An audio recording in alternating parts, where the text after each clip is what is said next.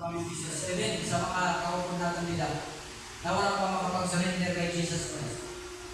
Wala pa magkaiwasin tunay na commitment sa ating Panginoon Jesus. Tandaan natin, hindi ka, pinatagan ka buhay, pinatagan ka hinamos, like everything that has breath, praise the Lord according to the Bible.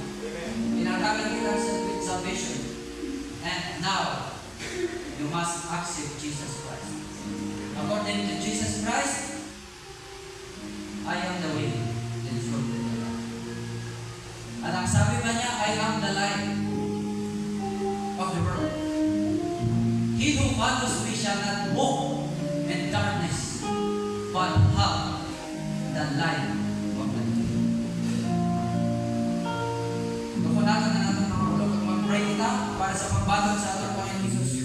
Panginoong Jesus, usad po ako na para kasala sa iyong atubangan. Kaganbayan sa salang kamatayon. Wala po akong mahimo para bayadan ang akong mga sala. Pero salamat kay Jesus, kay siya, amo ang nagbayad sa akong mga sala.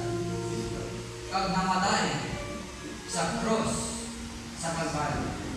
Kag ginahulat mo ang akong decision para magtukod, magbaton sa iyo.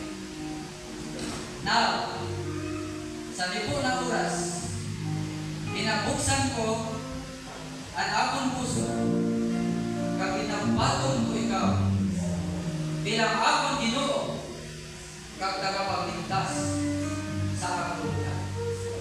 Salamat po. Muligi po ako na magasunod, kag magapamuhay, kag magalago nila sa iyo. Sa ngalan ni Jesus, Amen and Amen. Praise Him.